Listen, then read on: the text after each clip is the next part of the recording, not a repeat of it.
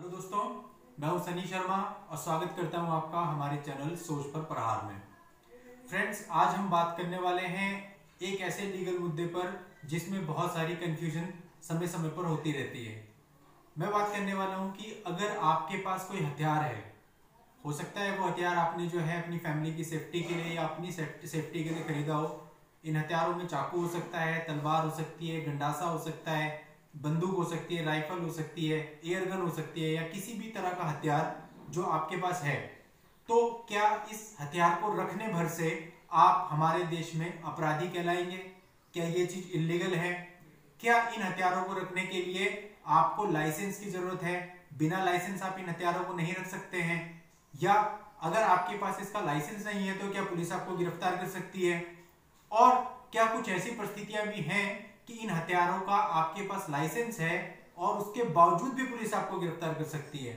तो इन सब मुद्दों पर आज हम इस वीडियो में बात करने वाले हैं, इसके लीगल पहलुओं के बारे में, इसके कानून के बारे में। तो दोस्तों, वीडियो स्टार्ट करने से पहले आपसे कहना चाहूंगा कि अगर आपने अभी तक हमारे चैनल को सब्सक्राइब नहीं किया है तो सब्सक्राइब कर दें और नोटिफिकेशन आइकन पर जरूर क्लिक करिए ताकि ऐसी लीगल पोस्ट आपको तुरंत और बिना देरी के मिलती रहे। तो चलिए अब शुरू करते हैं आज के इस रोचक विषय को। हथियार रखने से संबंधित जो भी कानून है वो हमारे यहाँ पर आर्म्स एक्ट 1959 के अंतर्गत दिए हुए हैं। इस अधिनियम की धारा 3 का सबसेक्शन ए के कहता है कि यदि आपके पास कोई हथियार है, जैसे कि चाकू, गंडासा, गुप्ती, तलवार और कोई भी हथियार आपके पास है, तो उसके लिए आपको लाइसेंस लेना जरूरी है। इसके साथ साथ यहाँ कुछ एक्सेप्शन दी गई है कि कुछ लोगों को रिलीजन के बेस पर जो इसमें छूट दी गई है। जैसे आपको पता होगा कि जो सिख धर्म वाले होते हैं वो अपने पास जो है एक चाकू लेकर चलते हैं, तो यहाँ पर उन लोगों को इससे छूट दी गई है। तो ये जो अधिनियम है बाकी सब लोगों पर लागू होता है, केवल इन लोगों पर लागू नहीं होता जिन्हें इसमें मेंशन है कि इनको छूट दी गई है। अब हम बात करते हैं कि इनके अलावा यदि कोई व्यक्ति इन हथियारों के साथ यानी चाकू, गुप्ती, गंडासा, तलवार ये सब लेकर के घूमता है, चाहे वो पब्लिक प्लेस पर घूमता है, चाहे वो प्राइवेट प्लेस पर घूमता है, या फिर वो जो है अपनी गाड़ी में इन सारे हथियारों को रखकर कहीं जा रहा है और रास्ते में कहीं पुलिस की चेकिंग चल रही है। अब पुलिस को सूचना मिली, पुलिस ने चेकिंग के दौरान उसके पास से वो हथियार बरामद कर लिया, तो यहाँ पर पुलिस को यह अधिकार होगा कि वो उसको बिना वारंट के गिरफ्तार कर सकती है, क्योंकि आर्म्स एक्ट के अंतर्गत जितने भी अपराध हैं वो सारे कॉग्निजेबल अपराध हैं। कॉग्निजेबल यानी संज्ञेय अपराध हैं जिनमें पुलिस बिना वारंट के गिरफ्तार कर सकती है। और गिरफ्तार करने के बाद पुलिस 24 घंटे के अंदर उस व्यक्ति को मजिस्ट्रेट के सामने पेश करती है।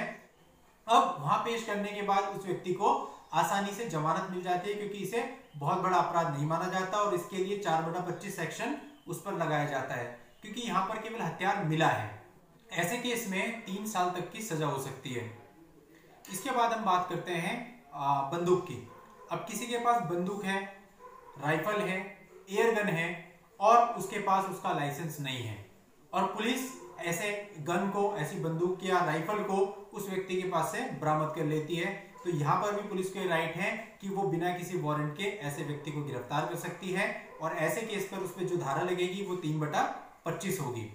अब जब इसको ले जाया जाता है तो कोर्ट के सामने जब पेश किया जाता है मुजरिम, तो यहाँ पर कोर्ट कुछ केस में तो जमानत दे देती है और कुछ केस में कोर्ट जो है जमानत को खारिज कर देती है। तो अगर यहाँ पर जमानत खारिज हो जाती है तो फिर जो है सेशन कोर्ट से हमें जमानत लेनी पड़ती है, और निश्चित तौर पर अधिकतर मामलों में जो है सेशन कोर्ट इसमें जमानत दे देती है, मंजूर कर देती है, क्योंकि आपके पास से सिर्फ हथियार पाया गया, आपने उसका यूज नहीं किया। लेकिन अगर आपने उस हथियार का यूज किया है, आपने कहीं फायरिंग करी है, तो फिर आर्म्स एक्ट के सेक्शन के साथ साथ आपके ऊपर आईपीसी के सेक्शन भी लगाए जाएंगे। उदाहरण के लिए, यदि आपने उस हथियार से किसी के ऊपर फायर झोंक दिया और वो व्यक्ति बच गया, तो अब आपके ऊपर आर्म्स एक्ट के सेक्शन के साथ साथ 307 ऑफ आईपीसी भी लगेगा, क्योंकि अटेम्प्ट टू मर्डर भी आपने कंडक्ट किया है, और इस केस में आपकी सजा भी बढ़ जाएगी। अब जो आपकी सजा है वो 7 साल तक की सजा आपको हो सकती है। इस अधिनियम का सेक्शन 19 ये कहता है कि जो पुलिस अधिकारी होगा वो कभी भी आपसे लाइसेंस की मांग कर सकता है। अगर उसको पता चलता है कि आपके पास हथियार है तो वो कभी भी आपको कह सकता है कि आप इसका लाइसेंस दिखाइए, और उसकी मांग करने पर अगर आप लाइसेंस नहीं दिखाते हैं या लाइसेंस दिखाने में जो है असक्षम रहते हैं या फिर अपना गलत नाम और पता बताते हैं जिससे उसको शक हो कि आप जो है फरार हो जाएंगे, तो ऐसे केस में वो पुलिस अधिकारी उसी समय बिना वारंट के आपको अरेस्ट करने की पावर रखता है। इसके साथ साथ दोस्तों इस अधिनियम का सेक्शन 20 यानी सेक्शन 20 ये कहता है कि कुछ संदिग्ध परिस्थितियों में आपको पुलिस अरेस्ट कर सकती है, चाहे आपके पास हथियार का लाइसेंस है तब भी और लाइसेंस नहीं है तब भी। अब ये परिस्थिति क्या हो सकती है, एक उदाहरण के लिए समझ लेते हैं कि किसी क्षेत्र में दंगे का माहौल है, वहां पर दंगे फैले हुए हैं और उस क्षेत्र से आप गुजर रहे हैं और आपकी गाड़ी से हथियार पाया जाता है। तो ऐसे केस में जो पुलिस है वो आपका देखती है कि आपके पास हथियार है, अगर आपके पास उसका लाइसेंस है उस केस में भी पुलिस आपको अरेस्ट कर सकती है, क्योंकि लाइसेंस होने का मतलब ये नहीं है कि आप किसी को मार दें। तो वहां पर स्थिति ऐसी हो सकती है कि अगर आपके पास गन है तो ये अवधारणा उससे जनरेट होती है कि हो सकता है आप उन दंगों में इसका यूज करो। तो ऐसे केस में जो पुलिस आपके पास लाइसेंस होने पर भी आपको अरेस्ट कर सकती है।